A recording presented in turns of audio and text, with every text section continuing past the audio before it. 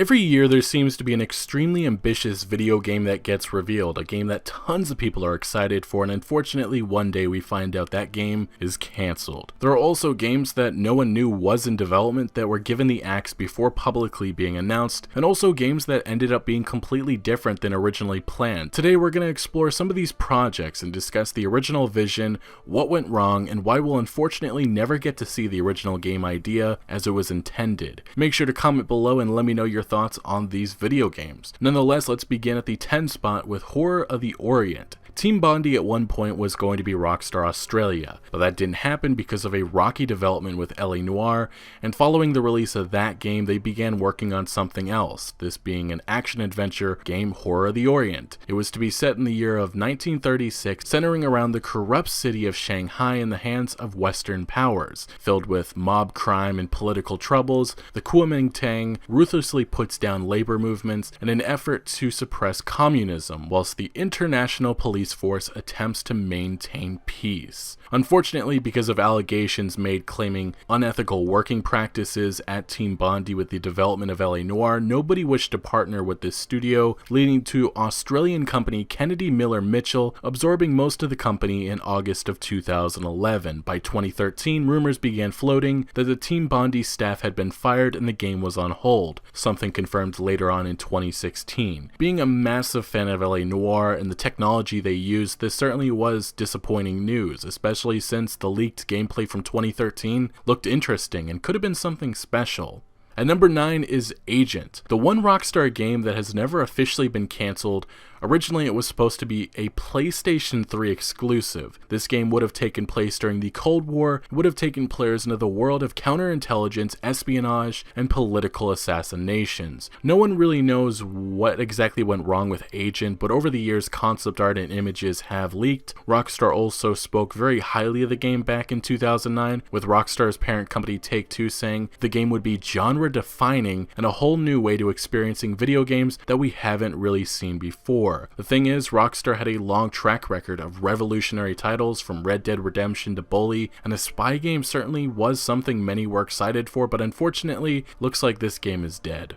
To the number 8 spot we have is Dead Space 4. Visceral Games had plans to make this game following Dead Space 3, but unfortunately that game just didn't sell as well, which can be attributed to negative press over microtransactions and just a bit of a dip in quality compared to the universally loved Dead Space 2. Recently, Dead Space creative director Ben Wynott revealed some of their plans for Dead Space 4, claiming they had hoped to go deeper with non-linear gameplay, as hinted with the Lost Flotilla chapter of Dead Space 3. He would also reveal they didn't plan on featuring Isaac Clarke as the main protagonist, but Ellie, a side character featured in Dead Space 3. The concept of the game would have been the player hopping from ship to ship, seeking out equipment and battling the horde of necromorphs that would have been inside. Ultimately, with the developer Visceral Games being shut down last year and the mediocre sales of Dead Space 3, it honestly looks like this franchise is dead, especially since publisher Electronic Arts has stepped back from supporting single-player focused games. At number 7 is Scalebound, the big Microsoft exclusive action RPG being developed by Platinum Games, revealed at E3 2014. This was a game that a lot of people were excited for, especially since the Xbox One had lacked good console exclusives. The game would have had players assume control of Drew as he progressed through the world of Draconis. Players would also be accompanied by a dragon called Thuban, who would assist Drew throughout the game. This game appeared to be far into development, with already a good chunk of gameplay and info being revealed, but following the game being delayed from a late 2016 release to 2017, it was announced in January 2017 the game had been cancelled, with Microsoft noting, with continuing issues surrounding the game's engine and overdue deadlines, the decision was made that the project could no longer continue. Later in 2017, Microsoft head Phil Spencer suggested that announcing the game too early and raising fan expectations to the point where it wasn't certain that the studio could actually deliver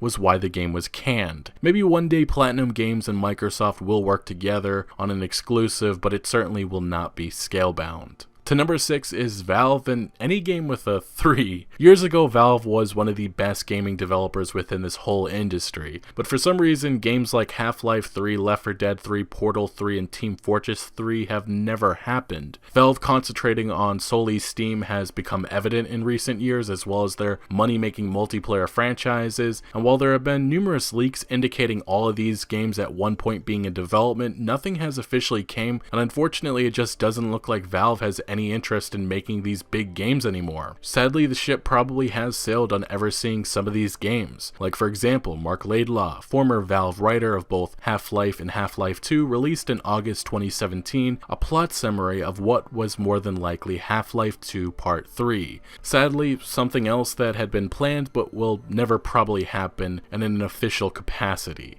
At the number 5 spot is Mafia 4. Hangar 13 delivered Mafia 3 to mediocre and disappointing reviews in October of 2016. It was a game that needed more development time, and when it was released, it was clear certain aspects were rushed with repetitive missions and gameplay, as well as an underwhelming open world. But it still was successful in sales, and personally, I really did enjoy Lincoln Clay as the protagonist. Now in 2017, Hangar 13 began working on Mafia 4, which would have been set in 1970s Las Vegas with a glitz and glamour mob-controlled Sin City, but soon after Hangar 13 decided they actually wanted to work on a new IP called Rap City, a game about subterfuge in 1980s Berlin, but that has then turned into something completely different, involving playing as a superhero and music in San Francisco, but that has also fallen apart, and Hangar 13 has suffered massive layoffs. Right now it seems the future of this company is in question, as it doesn't seem like they know what they want to do. Rumors have stated that they wish to get on the multiplayer games as a service trend now, but honestly that could even change. Will we ever see Mafia 4? For sure, but with Hangar 13's original plan, probably not, and honestly it seems like it may be quite some time until we see a new installment, whether that comes from Hangar 13 or not.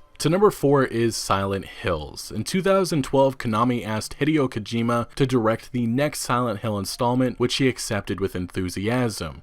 In 2014, a demo of the game, PT, was released on the PlayStation Network for free. At first, no one knew that this was a demo for Kojima's game, as it was titled simply PT, made by the non-existent 7780 studio. This playable teaser received widespread acclaim, with many praising how well executed and scary it was. But the ending of the demo actually led to a trailer revealing that players were experiencing a playable teaser for a new Silent Hill game being directed by Hideo Kojima and Guillermo del Toro, with the protagonist portrayed by Norman Reedus. Unfortunately though, in 2015, the relationship between Konami and Kojima went downhill fast, with Kojima and his senior staff planning to leave after the release of Metal Gear Solid 5, The Phantom Pain. Konami reportedly mistreated Kojima and went out of their way to remove his name and his studio from promotional material for its games. Not surprising, but soon after, in April 2015, Del Toro and Reedus revealed the Silent Hills game had been cancelled. Fortunately, Del Toro, Reedus, and Kojima have teamed up again to work on Death Stranding, as Kojima Productions is no longer associated with Konami. But unfortunately, we will never probably see Silent Hills, a game that truly could have been a special horror experience made by one of gaming's best developers ever.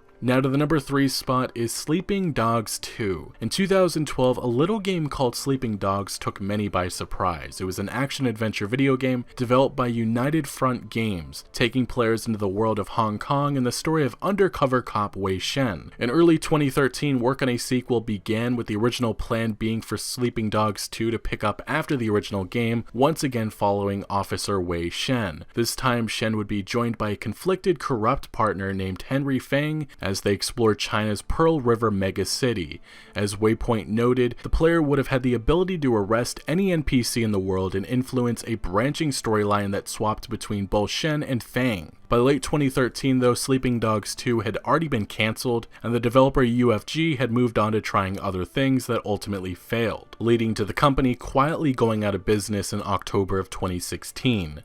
Sleeping Dogs 2 had some really cool ideas like the use of mobile devices and a full co-op mode, but the biggest problem was money, and Square Enix, the publisher, had made Hitman and Tomb Raider the main priority, which meant there was less money to budget towards any Sleeping Dogs 2, so pretty much UFG wanted wanted to make the game, but Square Enix not so much. Maybe one day we do see Sleeping Dogs 2, but unfortunately it won't be from United Front Games, who don't exist anymore. So the original vision is dead, and who knows what a Sleeping Dogs 2 will look like in the future, if it does happen. But at the number 2 spot is Star Wars Knights of the Old Republic 3. Perhaps some of the best role-playing games ever were made with BioWare's KOTOR and Obsidian Entertainment's KOTOR 2: The Sith Lords. Years ago, LucasArts and BioWare actually had plans for a KOTOR 3, and the game nearly happened, with the project starting development as far back as 2003 when they canned a Star Wars MMO for console named Proteus, and planned to reuse the same team and parts of the already created design to develop a new KOTOR game. Based on lead designer John Stafford's account in the 2008 book Rogue Leaders: The Story of LucasArts, they had already written a story, designed most of the environments and worlds, and many of the quest characters and items, but the project ultimately was cancelled when LucasArts suffered financial problems and didn't have the money to invest on a big game like KOTOR 3. So before we actually get to the final spot, some honorable mentions I do want to include are Prey 2, the sequel to the 2006 installment that was being developed by Human Head Studios. This was a game that blew many away with its E3 2011 trailer. Unfortunately, we never got to see this title, but we did get an underrated reboot with Arcane's 2017 Prey. Next, we have Visceral's Uncharted-like Star Wars game codenamed Project Ragtag that ultimately was cancelled because Electronic Arts didn't believe in supporting a massive, costly, linear single-player game that wouldn't have microtransactions. Lastly, I want to mention Wild, a game that is considered vaporware at this point.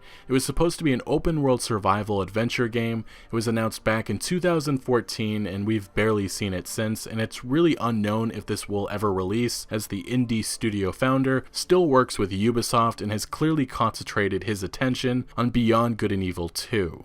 But finally, to the number 1 spot is Star Wars 1313, an action-adventure game that was supposed to revolve around Boba Fett in his early adulthood, navigating past the scum of civilization in an underground area of Coruscant known as Level 1313. This would have been a more mature game, which would have featured various exotic weapons that would have been utilized as the player uncovered a criminal conspiracy. Unfortunately though, once Walt Disney purchased Lucasfilm from George Lucas in late 2012, just months later Disney shut down LucasArts and terminated Star Wars 1313. Here in 2018, this still was probably the best Star Wars game being developed, at least in the last decade, and unfortunately Disney didn't really care for gaming and ultimately canceled all the LucasArts games and sold the Star Wars license to Electronic Arts for who knows how long. Now, it should be pointed out these are just some of the many canceled games we'll never get to see, or at the very least we'll never see the original intended version. We've gone through games canceled because of financial problems, greedy publishers, and developers just not having any direction. There's a good chance that maybe one day we will get to see some of these franchises continue, like Sleeping Dogs and probably Mafia. But for now, all we can do is look at what could have been.